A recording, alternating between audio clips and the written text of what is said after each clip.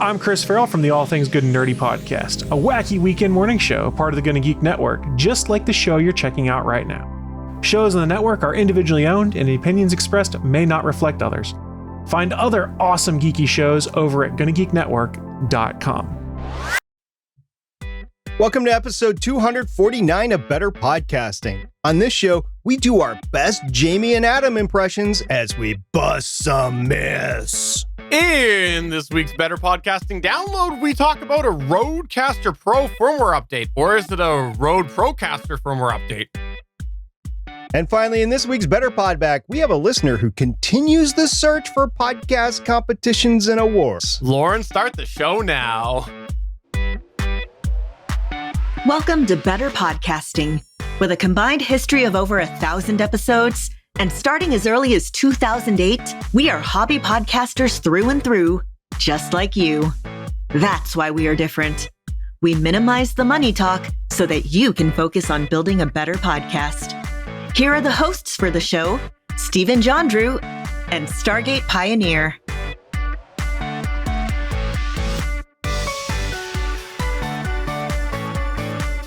Welcome to episode 249 of Better Podcasting. I am Stephen, and with me, of course, is the wonderful SP.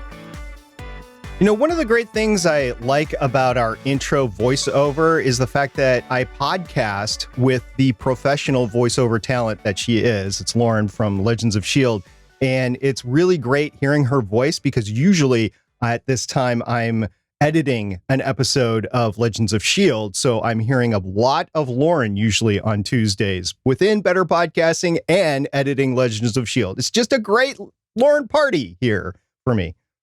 Well, I am happy that she introduces us every week because she is clearly the best part of this show. Unless, of course, you submit to us, listener or viewer, a How I Saved My Podcast story. Then it's a close tie there because you can start off our show each week if you send us a How I Saved My Podcast story. If something went wrong with your podcast and you fixed it, we would love if you would send us an audio clip or a video clip or an email to podcast@betterpodcasting.com. We would love to hear from you about that. And that's just to help your fellow podcasters know what went wrong and how you fixed it so that when something goes wrong for them, hopefully they have a little bit of inspiration to help save their podcast. You know, this wasn't anything that went wrong, but it's a little tip that I've learned this past week. So I take the video file that we do for Legends of S.H.I.E.L.D. and I pull it down from YouTube. And I've learned that I have to do that 12 hours after the recording is ending. It doesn't let me download it. This has been perpetual for the last couple of months, actually. It doesn't let me download it until 12 hours to the minute. I actually timed it this past time yesterday as I was doing it. So yesterday morning, I was downloading it and it downloaded a file, but then I went into properties because it looked a little bit small and it was 640 by 360. It wasn't the full 720 that it normally should be. So I waited about a half an hour. I forget how long I actually waited. I did not time this. And I went back in and it downloaded the 720 file instead. So for those of you who record onto live YouTube and you try to get that file downloaded later, one, you're probably going to have to wait 12 hours. So if it's time sensitive, you might want to look into recording on your own machine like Stephen does. And two, make sure that you look at the quality of the file once you get it down, because you don't want to be editing in 360 when you can be editing in 720. Interesting. Been a long time since I've downloaded a file. Maybe I'll have to keep an eye on it after, because theoretically it could be something API related because you use StreamYard. So it could be something with that, with the not closing off or something. But I think that is a really good warning, because you should definitely take a break in between the end of your recording session and the beginning of your editing session. So I think 12 hours is a good sanity break. It has to be, especially if you're podcasting with Stephen. So anyway, that's a little tip. If you have a tip or a How I Saved Your Podcast story, as Stephen mentioned before, we would love to hear and share with the class.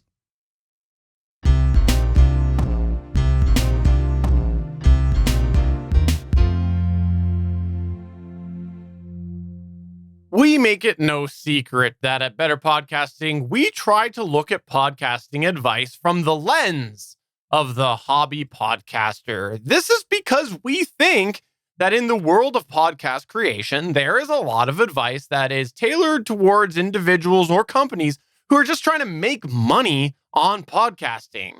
We believe that this partially contributes to certain false expectations when it comes to people trying to get into the podcasting space. In the past, we've also made it no secret that we think it's easy that podcasters' expectations can sometimes end up being a little clouded as they enter into the podcast space because of these situations. In fact, we did a whole episode back in episode 78 that was called The Cruel Reality of Starting a Podcast. But there's another variable when it comes to unrealistic expectations in the podcast space, that the podcast space is constantly evolving. Tease, we might have a little bit more on this in next week's episode. And we think that when you combine these variables all together, that means that there are a lot of myths about podcasting that hobbyists might believe, and maybe even some myths about hobby podcasting itself. And that's why today we want to talk about myths in hobby podcasting in 2021. Now, as we go through these different myths, we'll group them into our patented Better Podcasting groupings of the podcasting process. That's prep, recording, editing, publishing, and promoting. And it would not be a Better Podcasting episode if we didn't have that miscellaneous category at the end. So, SP, why don't you kick it off with your favorite category, the prep?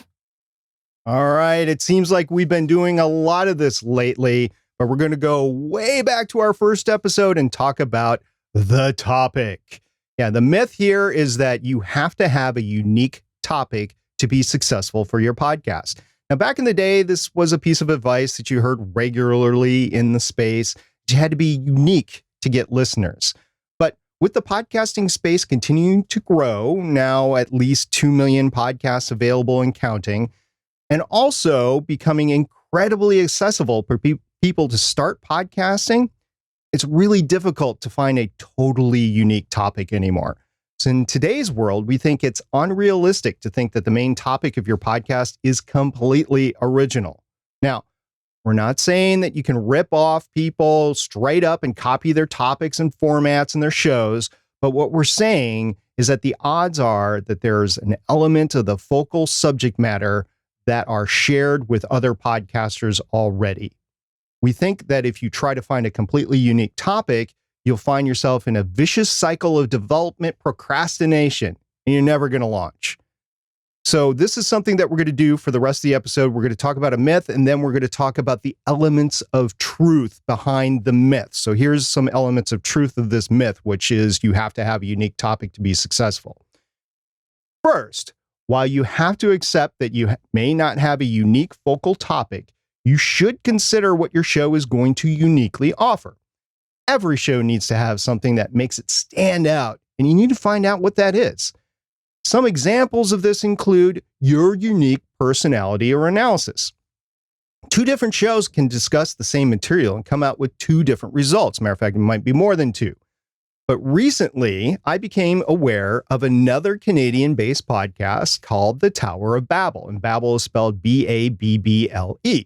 Now, this is a decent geek-related discussion podcast, not unlike some aspects of the GonnaGeek show that Steven and I do with Chris, or the Legends of S.H.I.E.L.D. show that I talked about that has Lauren on and Michelle. Now, the main host of the Tower of Babel podcast is Julian. He's nice and well-spoken and produces an overall decent show. But I will tell you this, Julian and myself simply don't agree on a few points, like, for example, wanting to watch the Snyderverse cut at 2.5 times speed, or thinking going to a theater is not a requirement anymore. For example, the recent Godzilla movie that just came out a couple of weeks ago, or the upcoming Black Widow film. I'm fine staying at home and watching it on my nice home theater. Julian thinks that you need to go see it on this 100-foot screen in a movie theater. He also thinks that you should consume products at the speed of which the producers want you to consume. So he was against watching the Snyderverse cut at 2.5 speed. For those of you that don't know, the Snyderverse cut is a 4-hour long version of the Justice League movie that came out a few years ago. So, of course, I wanted to speed it up because otherwise I wasn't going to sit down and watch it for 4 hours. Anyway, we, Julian and I, are two very different hosts with two different personalities and analysis takes on geeky-related topics. And both Legends of S.H.I.E.L.D. and Tower of Babel are fine to exist in the same pod space. Another example is behind-the-scenes access. Now, both Stephen and I have enjoyed watching shows like Star Trek Voyager, right, Stephen? Absolutely. And you know what? Having a Star Trek Voyager review podcast would be a really good idea. I think that you and I could cover. Both you and I have done different TV series reviews over the years in podcast form. Obviously, the Legends of S.H.I.E.L.D. one that you mentioned. You've done Voices of Defiance. I've guested on your Starling Tribune podcast. I did the Walking Dead podcast. So we've got a bit of experience here when it comes to talking about TV series and doing podcasts around them. We could offer our opinions and our knowledge and our humor, or lack thereof, we should say, to any potential listener that might come to this theoretical podcast on Star Trek Voyager that we might do. But there is one sad thing that we cannot provide as fans, just fans of Star Trek Voyager.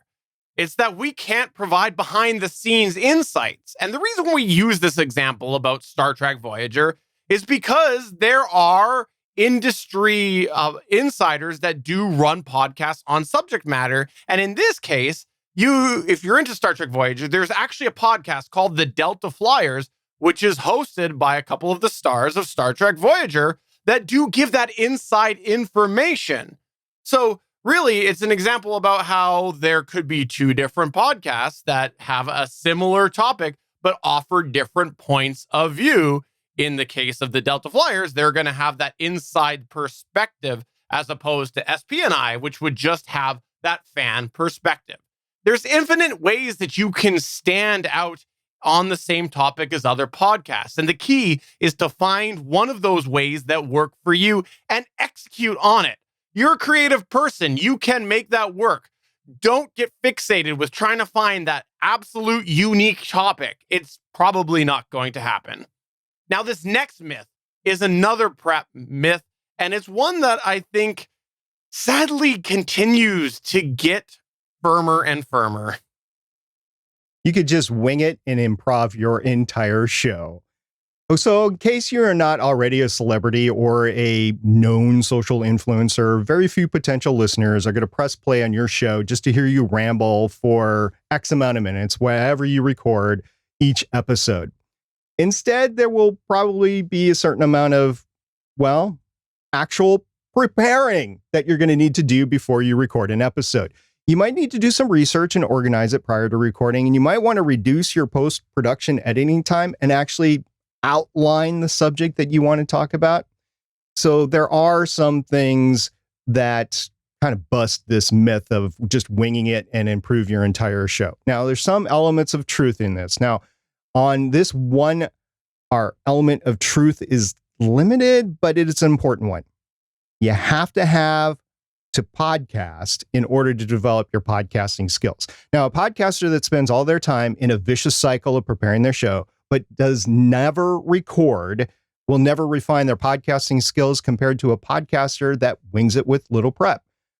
Like with many academics, you can only go so far before you need the hands-on experience to improve further with your podcasting skills. Now, the bottom line on this one is that you need to find the right amount of prep to improve your show, as well as forcing yourself in an uncomfortable situation or situations to gain that experience you need to execute on the prep and improve your podcast.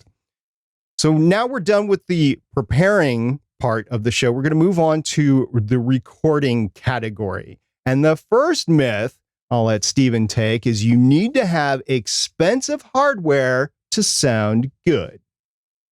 If you've listened to Better Podcasting for more than an episode, you'll probably know that we often recommend the Audio-Technica AT2005, ATR 2100, or the Samson Q2U microphones as a good starting place microphone.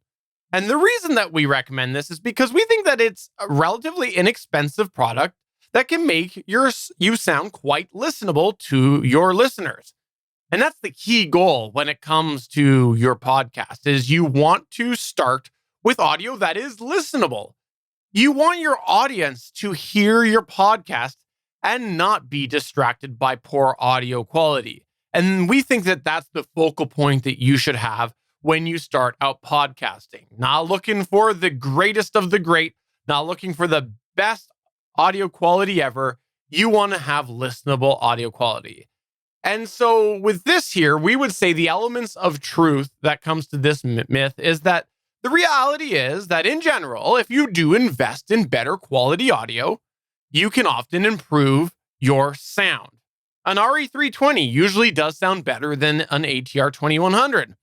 A properly set up recording studio with proper soundproofing and proper acoustics and everything will probably sound better than an RE320 that's set up in your den. It's just the reality of spending a little bit more on that. As well, we want to highlight that one of the other elements is that sometimes if you spend a little bit on audio equipment, you can make certain aspects of the recording process easier. Now, will it be worth it for you to invest in that upgrade, whatever that might be for your audio equipment? It's really a subjective answer. It depends on a lot of things. It depends on if you have a lot of reverb in your studio. It depends on where you're recording. It depends on how many people you're recording and that sort of thing. So it is subjective and it's dependent upon your particular situation. Moving on to the next myth.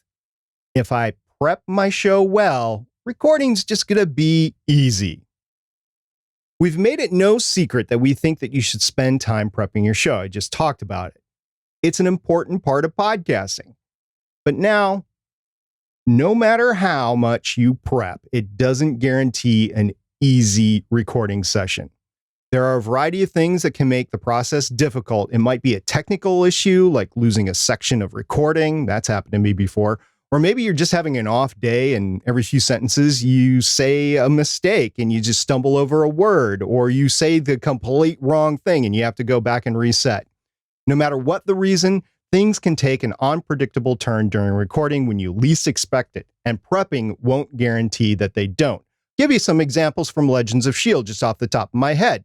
Cats have a way of crossing the screen and clicking on keyboards and turning people's cameras off on my show. So yeah, it's happened. Hey, you just described what happens when you record with me. Usually I click keyboards and run across my screen and close my camera off and all those things you said. Yeah, I actually have a camera lid now that I can just close and just shut myself off from you now. So that some elements of truth for this myth of I prep my show well, recording will be easy.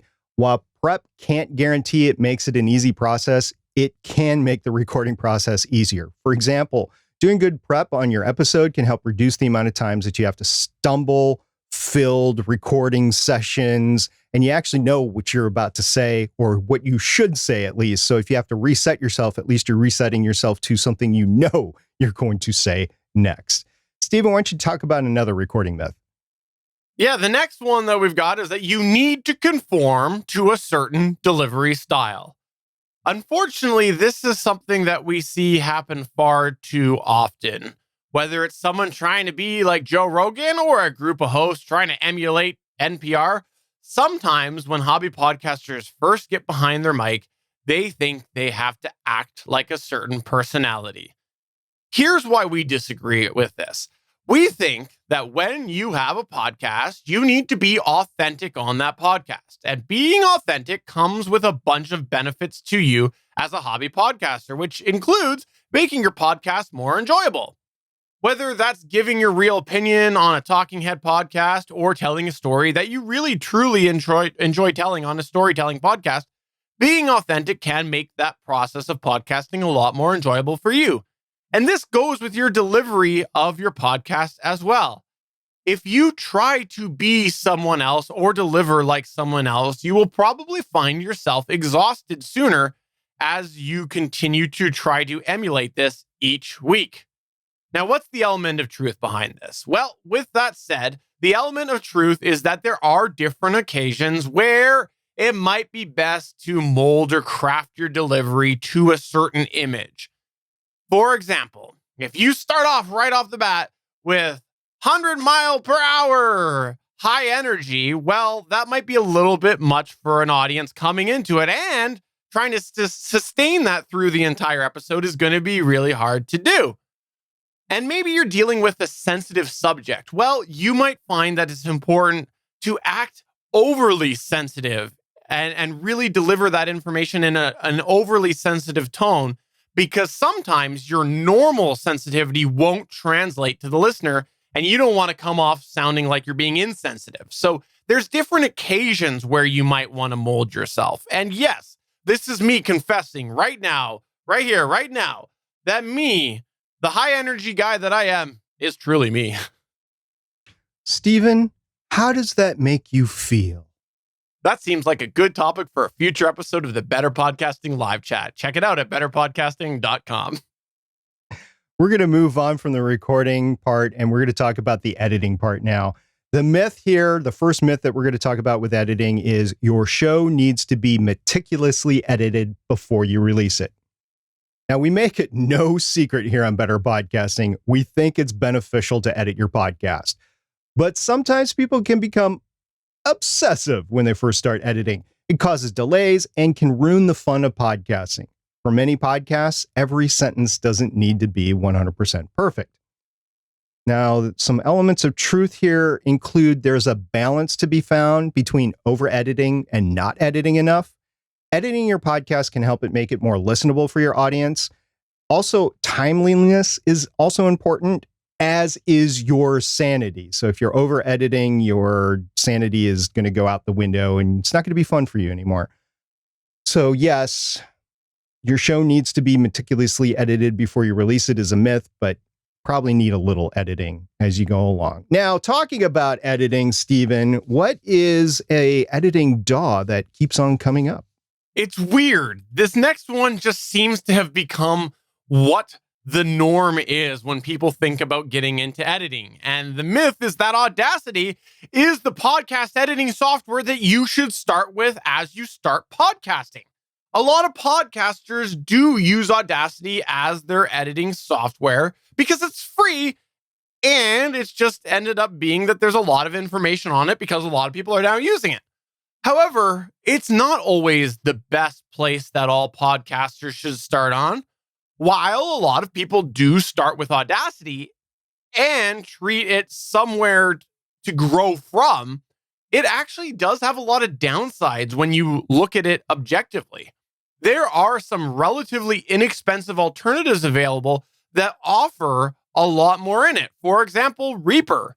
You can pay a small fee for that, and it's a much more powerful tool.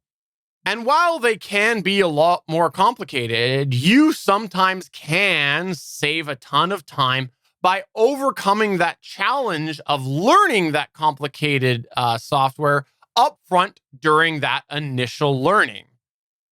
So there are benefits to starting at a higher featured editor if you think you're going to go there eventually. Now, here's the element of truth behind that, is that Audacity can be a good place to start because, as we said, it is free and there's a lot of good tutorials out there. So it's not a bad place to start, but you could potentially be painting yourself into a corner because it does operate a lot differently than many other DAWs that are out there. So you really got to ask yourself, what is that learning curve that I'm comfortable with right now up front? And if it's the fact that there's a lot of podcast-specific YouTube videos out there about Audacity, then maybe, yeah, you do want to start there. But if you know this is just short-term thing, well, maybe you want to just get that pain out of the way right away and learn the more complicated DAW right up front. There's something to be said about using a non-destructive digital audio workstation versus Audacity, which is inherently destructive. So just keep that in mind when you're choosing your DAW. Another myth from editing is that once your episode is published, you'll never need your editing files again. There's a lot of podcasters that operate with the belief that you post a podcast episode and you look to the forward and not to the past. And Steven's actually a big advocate of this. We've had a lot of discussions about this when it comes to the Starling Tribune in specific. As such, it means that there is often the belief that when you post the episode, you never need to edit it again. But here's the thing. Just because you are focused on the future doesn't mean that you'll never have to go back and edit the past episodes. A great example of this is a podcast where a story is being told and somebody will go back to the back catalog before they listen to the current episodes. Sometimes you may want to go back and re-edit those episodes if there's something that you think would be a distraction for the listener, such as terrible EQ, some noise in the background, etc. Perhaps you want to change an intro or an outro or remove something that you spoke about before, like a service you recommended at the time, but you just can't now. RIP Blab. There are many reasons you might potentially go back and edit a podcast later. Here's some elements of truth to the fact that once the episode is published, you'll never need your editing files again. In this case, we think it's important to think about why this statement matters. In general, it's because of technical things like storage space, long term. As storage space isn't always unlimited, the likelihood of you re-editing the files is a consideration. And if it's less likely that you'll want to re-edit the files, you may not have value in maintaining those files long term. Steven, I think we're done with the editing. Why don't we move on to the publishing? Sure. The first myth that we have for publishing is that you should never, ever break your release schedule. Man, have I heard so many people say this before. This is one that we've covered a couple times before, but we can't state it enough. And since we're doing a whole episode about myths, we really needed to include it.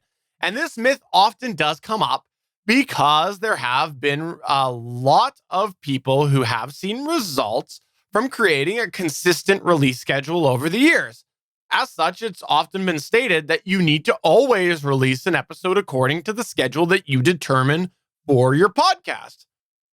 But you're a hobby podcaster and you are balancing fun with your personal life. And if you let your personal life suffer because of your podcast and trying to stick to that schedule, eventually you'll probably stop having fun with your podcast, or worse, you might actually really suffer in your personal life. That's why we think it's important that hobby podcasters don't treat their release schedule as gold, and you do allow yourself to be flexible on occasion with it. Now, the element of truth with this is that it is very hard to grow a podcast that has an overall inconsistent release schedule. This is because listeners will likely forget about your show and maybe move on to another one while they wait for that next episode. Next thing you know, you're sitting at the back of their phone, eventually going to come back to you, but that eventual time never happens and you're deleted off their phone. So that's why we think that it's important that you do establish a release schedule that works for you most of the time and occasionally allow yourself to deviate from that release schedule.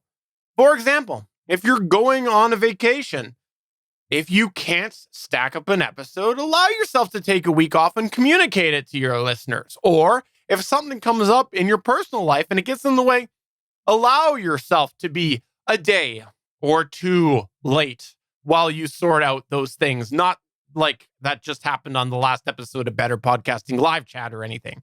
No. But we do think that you should largely stick to the release schedule that you determine up front that suits your personal life. So you should definitely set yourself a schedule that you can meet most of the time. Moving on to the next myth here is you need unique artwork on every episode. If you take a look at podcasts that have a high production budget, you might find that they often have a similarity. Each episode has its own unique image. Like with YouTube video, this helps differentiate each episode and helps give its own unique visual. There are some people who believe that this is a requirement for podcasters. Here's the thing. Our opinion is that as hobby podcasters, there are better things to spend your time on. Coming up with a unique image for each episode can be time-consuming. Creating a visual brand that works for multiple images, but has a similar look, and find an image that matches the content you can legally use, putting together the image. These are all considerations that take time that you probably don't have as a hobby podcaster. Unless this is the fun part for you, then go for it. When it's 10:30 at night and you have to work the next day, it can feel like a really heavy lift if you have to create that episode, that new image for the next episode. So yeah, we don't think that it's a requirement. Is it neat? Yeah. Is it a requirement? No. So here's some elements of truth of this. It can help make a better visual impact with a listener. A listener looking at your podcast history might be drawn in to check out a specific episode if they see something that stands out for that episode. It's a lot easier to glance at a thumbnail versus reading a description. We're a visual society now, especially with smart devices, smartphones, and smart tablets. It can also help you stand out and give you that more professional feel. But ultimately, you're going to have to need to strike that right balance between the two. And for a lot of hobby podcasters, they don't have the graphic design experience. So this might just be too much work. Let's move on to our next category, which is promotion. And the first myth is that you need to have a dedicated website to successfully attract people to your podcast. Now, we don't believe that this is true for podcasting in today's world. And for a podcaster, a dedicated website really does serve two main purposes. Number one, it provides a way for people to better find you when they're searching in a traditional search manner, like on Google. If they're searching for your podcast subject matter, they might happen to come across your website, and then you draw them in by having a website. That's number one. The second thing is that it creates a location to upload supporting material that is related to your podcast, such as show contact information or articles related to what you're talking about, maybe material that you reference, things like that. Those are really the two main benefits to podcasters who do have a website. But the thing is, it's likely in 2021, there is going to be a specific percentage of your listeners that have found you through something else, like a podcast listening app or a podcast directory, maybe on Spotify. This just comes with the nature of more and more people being familiar with the idea of podcasting and really ending up having their podcast in one dedicated spot on their device. It's not necessarily going through Google anymore to find their podcast. It's kind of the current channel surfing of the podcast world. And as such, they may never even look at your website if they are one of those listeners who do largely keep their podcast listening in one space. As such, we think that a dedicated website for a podcaster is becoming less of a priority. Now, what is the elements of truth to this? Well, with this one, we do think that there is a really, really, really important element of truth, which is that we do think you should still have a domain name for your podcast. And ultimately, a domain name tends to be associated with a website, but it doesn't have to be a dedicated website. We think that podcasters should own a domain for their podcast because, first, it helps support your brand name. Often when people are looking to see if a podcast name is available, they will go and they'll look to see if the domain is available. So if someone goes and they're going to start a podcast that happens to be the same name as your podcast, and they see that that domain is available, they might assume, well, that podcast doesn't exist. So that would be a shame if someone went and registered a domain for the name of your podcast after you started your podcast. But worse off, what happens if they do this and the audience that potentially is coming to your podcast sees that first because they have the domain? What sort of perception are they going to have? Are they going to assume that they were the original because they have the domain? I think that that's an unnatural assumption for many people to have. And as a hobby podcaster, can you really afford to legally challenge it, even though you might have been around for years before? Probably not. So having a domain can be a really good thing to, at least on the surface, show people that you are that podcast. Really quick before Stephen moves on, I just want to state what a domain is. It is that web URL that you type in, like myhobbypodcast.com, and that will lead you to your website. So I just want to say that for somebody that might not know what a domain name is. Thank you for that. The second thing is it does allow you, having a domain, to always reference a consistent location if you're going to send people somewhere to view anything related to your podcast. It's much easier to say myhobbypodcast.com versus a very long media host website address. And the other element of truth in this is that there is still some form of relevance to having a web presence on the internet for your podcast, especially when you look at search algorithms and how Google Podcasts is using their own Google directory to try to index podcasts. But there are many media host-based solutions that offer a basic website that I would say is not a dedicated website, but serves most of the podcast purposes that podcasters need for a website. So while you don't need to run an independent website, it can be beneficial to embrace what offerings you might happen to have if your media host does offer you a form of web presence. The next myth I'd like to discuss is something that I've noticed ever increasing in the space in 2021, latter part of 2020, and definitely 2021. The myth is you have to spend money to get people to find your podcast. Now, the podcasting space could be a little hard when it comes to discoverability. This has been the case for many years now. And this is not factoring in that there are now big companies spending big money on advertising. So that means you have to spend big money to get noticed, right? We don't think so, but you're going to have realistic expectations. There are other ways that you can attract an audience. Podcasting can be a very intimate experience, and listeners often choose the podcast that they listen to based on a variety of factors, including the unique offerings that the show has. Perhaps it's connection with the host, maybe it's their material presentation style, stuff like that. By that note, it means that money in advertising doesn't guarantee listeners. A company advertising a podcast that doesn't leave the listener with much entertainment likely won't yield high sustained listenership, which gets us to the truth behind the myth. If your podcast is in a market that is heavily occupied by big money, it's going to be an uphill climb to get noticed. As such, you should expect that you'll likely have just a fraction of their listenership. The reality is that getting listeners can sometimes be a little bit of a sales pitch, and they're pitching to more people than you are because they're spending money to get their product in front of more people. The odds are they'll more quickly close the sale than you just because of this volume alone.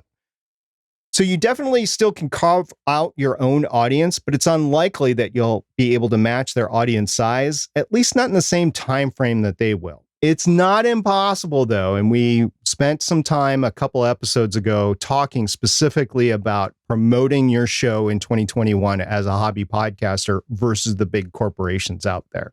But it's definitely a myth that we wanted to address in this show as well. The next section and the final section is our miscellaneous section. And let's begin with the myth that there is only one definition of a podcast. We believe that the definition of a podcast is ultimately whatever the mainstream public thinks of it. The definition of a podcast used to be very clear, as it was a fairly niche medium, largely driven by very technical minds that had all sorts of technical explanations of what a podcast was. However, we do believe that podcasting is evolving, and we do think that what a podcast is right here and right now might not be what it's defined as in the future. But what is the element of truth before this? Now, we won't get too far into the weeds on this one, but we do think the element of truth, though, is that there will be an expectation by the public of what a podcast is. And whatever that expectation is, the bottom line is that if you don't meet that expectation, you might possibly end up being deemed by the audience to not be a podcast, and they might not listen to you because they go, that's not a podcast. So whatever that is, whatever that definition is, you should be aware of it so that you make sure if you want to still be in the podcasting space, you're not being exiled by your potential listeners as not a podcast. Now, we might get a little bit more into this next week. It's funny that you mentioned this whole definition of a podcast. And I just want to say, my sister, she's mentally handicapped. She can't say podcast. So what she does is she calls it a prodcast. So to me, podcasts are quickly becoming prodcasts. So that's just a little aside in SP's world. So our final myth is one that we're going to be very passionate about. In fact, we've dedicated an entire episode to busting it. The myth is success equals the number of listeners to your show. This is one of the myths that we're the most passionate about breaking, because often when podcasters begin, they get so obsessed with their statistics. I'm one of them. They eat, breathe, and sleep podcast stats. I've actually had elaborate spreadsheets that looked into it. Often podcasters think that the only way to be successful is to have a lot of listeners. As hobby podcasters, though, we don't think that you should be fixated on your podcast number of listeners. Instead, you should find other reasons to motivate you to podcast. This is because it's a hard climb to grow your show as a hobby podcaster, as we just talked about. And if your only motivating factor is the number of listeners, you're probably going to give up before you can get to a level that keeps you motivated. There are a variety of other ways to measure the success of a podcast, from personal achievements to impact on an industry. There are many variables of success that people can often find. In fact, podcast success is so subjective to hobby podcasters. We did a whole episode of it, and it's episode 140 of Better Podcasting. We'd encourage you to check out the episode, and you can hear a bunch of listeners who answered this question for us that are fellow hobby podcasters. The main element of truth with this myth that we want to talk about is that a podcast generally needs to have some form of listeners to feel motivated, for you to feel motivated as a podcaster. If you never get any feedback about your podcast, and it's very unlikely you're going to continue, you probably feel like you're talking to a wall, or in my case, feel like you're talking to Steven. So the more interactions you can have outside of Steven, the more engaging it can be for a podcaster. And if you have more listeners, the chances are you'll have more interactions. In summary, today we talked about a variety of different hobby podcast myths that we're passionate about, and there are many more that we could have covered. But in this episode, we talked about these in different sections of the podcast production process in hopes that it will help hobby podcasters filter out some of that noise and keep motivated with their podcasting. There are a variety of different ways to podcast, and we hope that today's episode helps you objectively look at the podcast advice the next time somebody tells you that podcasting has to be a certain way. What podcast myths were you surprised that you were just learning are a myth? And was there anything that you felt an element of truth to it? Let us know. Seriously, let us know. We want to know what you think are podcast myths today, and what you think are the elements of truth of that.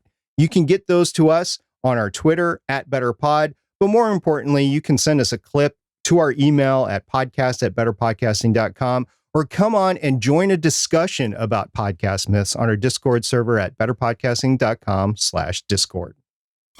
This is the Better Podcasting Download. Oh, SP, I think it's time that I do it. It's been a long time. It's been 249 episodes. And I think that it's time that I finally have a potty mouth on this show. So let's just go ahead and do it right now. This has just been a fun episode for us to do. Oh, Steven, are you having fun with your newfound firmware toy? Yes, the Rodecaster Pro firmware public beta for version 2.1.2 is now available. Now, before we get in depth on this, I just want to say that Rode themselves warns that the beta version should not be used for critical recording, as it's not guaranteed to be firmly stable. However, there's a bunch of new toys that they put out in there, one of which is the vaunted beep that Steven just said, but there's also a trash talk mode. So there's a swear button that will beep out audio on the fly. There's that trash talk mode, which mutes the output to remote callers. And as we discovered, other podcasters on the same show. Yeah. And there's a bunch of goodies in this, Steven. Yeah, it's quite the update coming. I think it's probably not the biggest one that they've done, but they're really refining it. Looks like with this update, certain niches, which is really interesting because I'll give you an example. That trash talk mode that SP mentioned, it's exactly what he said, which is that anybody that is connected to the Rodecaster that is not local, so if it's a USB audio signal coming in to the board, or it's going out from the board to say like OBS Ninja or to Skype or whatever, or someone through the TRRS. So like if you have a phone plugged into it, what happens when you do that trash talk mode? All of the recording still hears what you're saying. If you're streaming out through the multi-track ability on the Rodecaster Pro, they hear what you're saying. But those that are connected to you through those scenarios, the USB or the TRRS through the phone, they don't hear you. So you can trash talk them and they don't know about it, but everybody else does. So that's what they call it. They literally call it the trash talk mode. And they make a joke in there like, we'll let you figure out what you can do with it. And I thought that was kind of interesting. And then the beep, that actually does mute all of the channels when you do it. So if you use it, you actually don't need to worry about going in after and muting everybody. So it not only is it adding that beep, but it is muting those tracks on the recording. And you can replace that sound as well. The one you just heard was the default sound, but you can go in and replace that with whatever you want. So if like, say you wanted it to say maple syrup every time, you could do that. And I believe it loops. I haven't tried that. That's just what I read. And I've actually dug out the Rodecaster Pro recently. We talked about it on the last Better Podcasting live chat just to see what sort of updates have happened. And I thought after giving it a couple episodes to try on the stable firmware, I would try this public beta firmware. And those are kind of cool little features that are added. In addition, they are adding the USB MIDI controller support, meaning that you could use the sound pads as a MIDI controller. And what that is a MIDI controller is basically a type of interface that it's a standard that you can make a button do a thing in the software is what it basically boils down to. And so you've got that ability to do that. And I believe that means that you could, if you've got OBS set up with the MIDI controller, I believe you can go and program, say, a button to change a scene on OBS from the Rodecaster Pro. As well, they did add an ASIO and ASIO driver for people who are needing that ASIO driver. Now, the Discord server we have at betterpodcasting.com/Discord, I had someone in there say that driver needs some more work and they weren't having the best experience. I haven't tried that yet. So quite the update. And again, very niche updates. I think this is good because the bulk of the mainstream updates have finally had those boxes checked. And now they're getting into some of the niche updates, which is great. And I think it's good to see that they're not stopping at hitting the mainstream. They're now trying to get some of these more unique things in there. I am glad that they're continuing the firmware development. Unfortunately, there's some hardware limitations with the Rodecaster Pro, which is preventing me from saying, I am definitely going to buy this. We talked about it before. And I am still looking forward to a next generation hardware improvement before I make my decision to buy one to replace all the stuff that I have in my studio. Would it be nice to have one to play with? Yeah, it would. But honestly, it's just going to end up cluttering the office behind me. And I know I'm not going to use it for long term because I know the limitations. I'm just not going to be comfortable with long term. But aside from that, I am glad that they're continuing to develop. They have not dropped the ball on supporting this piece of hardware. So if you're worried about getting the Rodecaster Pro and it not being supported, at some point, Rode is going to stop supporting firmware updates. But for now, it continues to be a supported piece of hardware. And to that, SP, I just have to say, I enjoy podcasting with you. I fracking enjoy podcasting with you too. This This is where we here at Better Podcasting turn the show over to you as we run through some of your feedback. We call this segment Better Podback. In a previous episode of Better Podcasting, we were asked about podcast award shows. And the great thing about the Better Podcasting community, and specifically the Better Podcasting Discord server, is that the discussion continued there. So it was really great to see that there was more information that was passed through about podcast competitions and podcast awards. So John Badger, who is the producer behind the audio drama that I was on, and again, many thanks, John, for having me on that audio drama. He actually did a bunch of research into the podcast awards and the available awards out there. There's a lot that have been closed over the years, and I actually shared a older list that I had with him that, again, we confirmed a lot of those were closed from that. But there are a lot of things that are out there now, too, like the BBC Drama Awards. That occurs in February. So kind of missed it for this year. But next year, if you have an audio drama, you might be thinking about the BBC Drama Awards.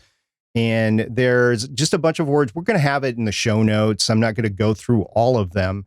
But there are a lot of awards for independent podcasters and hobby podcasters and audio drama podcasts that aren't part of the big podcast, dare I say mafia, definitely industry out there that are paid and they're big paid productions. Some of these are on the list you have to have an entry fee to get into it. And I can understand that from a certain point of view where you're actually paying people to sit down and review the podcast when they come in. If you have that sort of review process with your awards, I can see there being a monetary part to that. But also, you have to be careful about that. You have to make sure that it's not a money-making scheme that's going on and that you're actually getting some value out of it if it's there. So there are location awards, like the Australian Podcast Awards were in September. The Audio Awards have a July deadline or had one last year. The Parsec Awards had been going on for a long time in conjunction with Dragon Con. And since Dragon Con didn't happen last year, of course, there wasn't any Parsec Awards. One of my co-hosts was a Parsec Award winner. So Sean, my co-host on Voices of Defiance, in his previous show, had won a Parsec Award. So I'm very familiar with the Parsec Awards. It used to be the place where hobby podcasters could get awards, but there's just a bunch of different ones out there right now. And if you have an awards system out there that hobby podcasters or independent podcasters can play in a little bit more than others, please let us know, and we will continue that discussion over on our Discord server and talk about them as they come up. Well, that was a fun episode, SP. I hope you enjoyed it as much as I did. I won't use the beep again. I was going to, but I won't. We want, though, you, the listener, to tell us what sort of things do you want us to get into in the future on Better Podcasting. If you could email us to podcast@betterpodcasting.com, that would be great. Or you can come to our Discord at betterpodcasting.com/Discord, because next time it's episode 250 of Better Podcasting. And so I think that's going to officially wrap up our pilot episode of Better Podcasting. 250 was our pilot, right? Yeah, finally, we're getting that done. Yeah, we have a lot of good, fun content coming up. We were just discussing it over the past week or so. The next episode we have had set in stone for quite some time. Matter of fact, just after we did 200, we were like, what are we going to do for 250? So we've had this idea for some time. I'm looking forward to future topics that we do. And yes, I will echo Stephen. If you have content or questions that we can answer in an episode that we can publish for everybody out there, please let us know. And we will put that together as best we can and get it out to everybody. The one thing that keeps on coming up, though, is oftentimes there's a topic and we go, oh, yeah, we did that on episode such and such. So yeah. We do relook at topics like, do we really need to recover this? So if it's a topic, that we've covered before, please let us know and we'll take a look on if we need to do it again. But we do this for you. You're the listener, you're the hobby podcaster, and we just want to make your show better. And the more that we can do that for you, the better off that we're going to be as a show. And there's one other thing I just want to give a little bit of information about. We've mentioned it quite a bit, the Better Podcasting live chat. And what it is each week, SP and I have a bunch of topics that are podcast related. Sometimes it's our personal life. Sometimes it's things in the industry. And we form just some bullet points that we want to talk about. But they all get preempted by any chat questions or questions we're asked ahead of time. Those get the priority. So we start there and then we weave in some of these other ones throughout as well. But it's really about people who have questions. And sometimes they're short, sometimes they're long. And we give our opinion on it. So it is pretty much unedited. So there's a lot more stuttering and there's a lot more ums and a lot more different pauses and whatnot. But we would love if you could check that out, just because it is a different show and we'd like to know, what do you like about it? And give us some feedback on that as well. That's over at betterpodcasting.com. I just want to reiterate that is a different RSS feed. So Yes. if you're subscribed to this show, you will not get those episodes. You'll have to subscribe to that show as well. Better Podcasting Live Chat. That's the name of the show in your podcatcher. So for episode 249 of Better Podcasting, I'm Stephen Jondrew. Or wait, am I Adam Savage? Wait, which one am I? You're the wall that I talk to every week. And I'm SP. We're glad that you listen to the show, and we look forward to talking with you in the future. Bye. Bye.